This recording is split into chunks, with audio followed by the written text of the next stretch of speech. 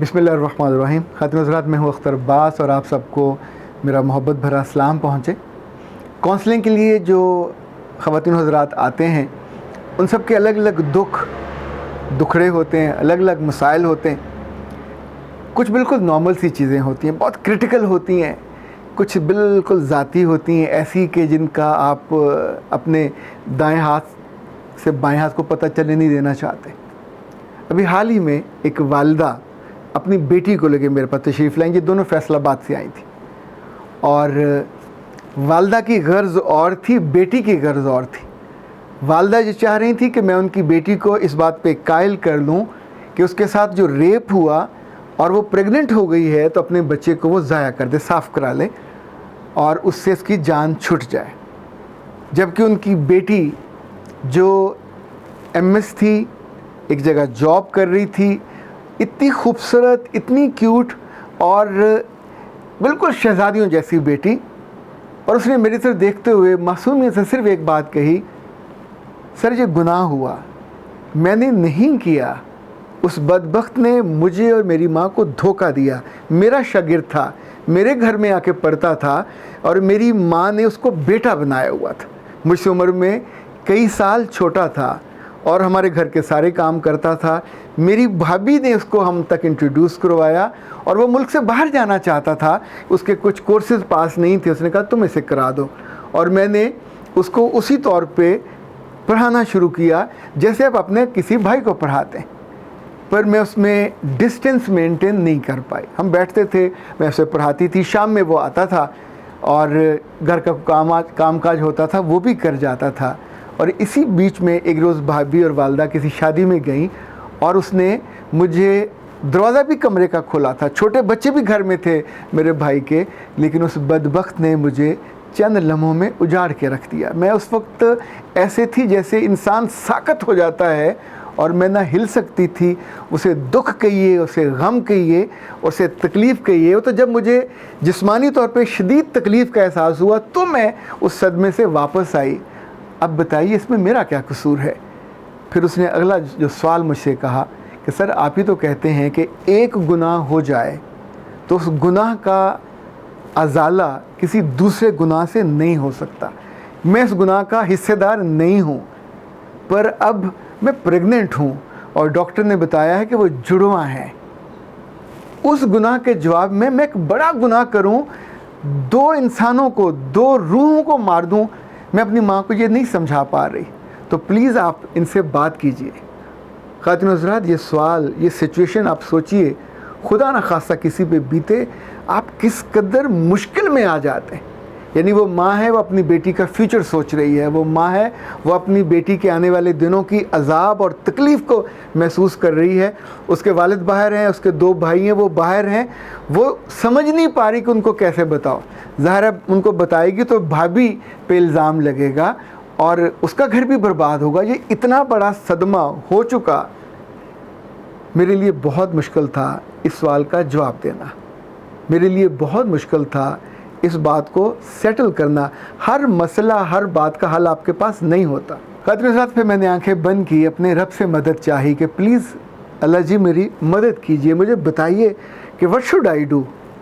اور پھر میں نے جھکی نگاہوں سے اس کی والدہ کو دیکھ کے کہا، آپ کی بچی کی بات درست ہے، ایک گناہ کا جواب دوسرا گناہ نہیں ہو سکتا۔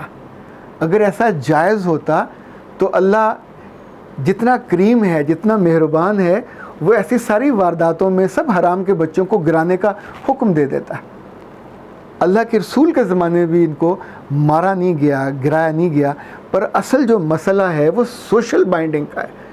اصل مسئلہ جو ہے وہ سوشلی خوف کا ہے کہ سوسائٹی میں جہاں آپ رہتے ہو وہاں کیا ہوگا، اس بچی کے ساتھ کیا ہوگا، خاندان میں کیا ہوگا، لوگ کیا کہیں گے۔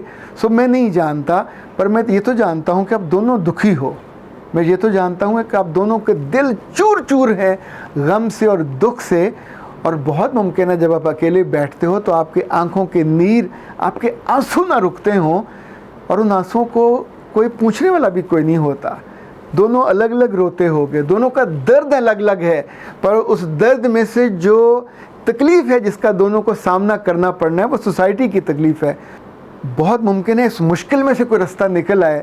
چونکہ ابھی آپ دونوں اس پہ سوچ نہیں رہے تو میں تو اس بات کے ساتھ کھڑا ہوں کہ ان بچوں کو جان سے نہ مارا جائے. دونوں بیبی ہیں, دونوں بوائے ہیں اور دونوں جڑواں ہیں. یہ بڑا ظلم ہوگا. ان جانوں کو رب دنیا میں بھیجنا چاہتا ہے اور آپ اس کو روکنے کا باعث بن جاؤ. خواتین حضرات دونوں واپس چلی گئیں. اس سیشن کو ہم اس طرح کنکلوڈ نہیں کر پائے جیسے ہم عام طور پہ چیزوں کو کنکلوڈ کر پاتے ہیں. کچھ دنوں کے بعد اس کی والدہ نے مجھے فون کر کے کہا کہ میرے میاں کی کچھ دکانیں ہیں اور وہ جڑاوالا میں اور مختلف جگہوں پہ, تو ایک ہمارا قریبی فیملی فرینڈ ہے وہ ان کو ہینڈل کرتا ہے. میاں چونکہ میرے باہر ہیں, ان کا کرایہ لینا ہو, ان کو پینٹ کرانا ہو, انہیں کرائے پہ دینا ہو, وہ بہت ہی مہربان آدمی ہے. اور وہ ہمارے گھر آیا کرایہ ورایہ دینے کے لیے.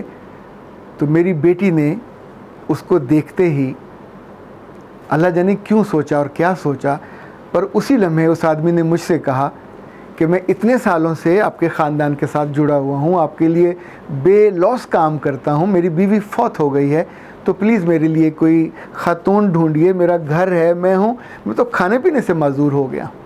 تو جو ہی وہ بات کر کے چلا گیا تو میری بچی نے فون نمبر اٹھایا, اس کو کال کی اور کہا کہ میرے ساتھ یہ حادثہ ہوا ہے. وہ بچے میری مرضی کے نہیں ہیں, وہ بچے وہ نطفہ ہے جو میرے ساتھ ریپ کے دوران, کیا اس حالت میں تم میرے ساتھ میرے والد کی کسی نیکی کے بدلے میں یہ احسان کر سکتے ہو کہ مجھے اپنا نام دے دو؟ چاہے یہ پیپر میرج ہو, چاہے یہ اصلی میرج ہو, میں نہیں جانتی, پر آئی نیڈ کہ تم یہ احسان مجھ پہ کرو. اور خواتین حضرات اس آدمی نے ہاں کر دی. دونوں کا نکاح ہوا. ابھی یہ بچی اس کے گھر پہ رہتی ہے, اگلے ماہ ان دونوں بچوں کی ڈیلیوری ہے. پر اب اس کہانی میں ٹوسٹ ہوا.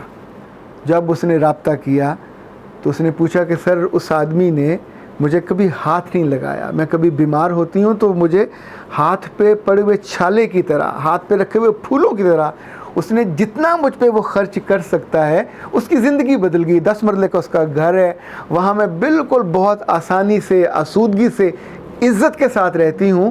اور چونکہ یہ کرونا ہے, کرونا میں شادیاں اسی طرح ہوئی ہیں, اللہ نے ہم کو بچا لیا, نہ کسی نے پوچھا, نہ کسی نے اعتراض کیا, سو میں رخصت ہو کے وہاں آ گئی. پر اب مسئلہ یہ ہوا کہ ان پچھلے 7 ماہ میں میری والدہ نے صرف ایک کام کیا, اور اس نے یہ کام کیا کہ ہر رات سونے سے پہلے 2 نفل پڑھے اور ایک ہی بد دعا دی کہ یا اللہ اس لڑکے کی جڑیں کاٹ دے, یا اللہ اس لڑکے کی جڑیں کاٹ دے. اس کے منہ سے کوئی دوسری بد دعا ہی نہیں نکلتی تھی. اس نے کہا اب مجھے اس کی ماں اور اس کی بھابھی ہمارے گھر آ رہی ہیں روزانہ.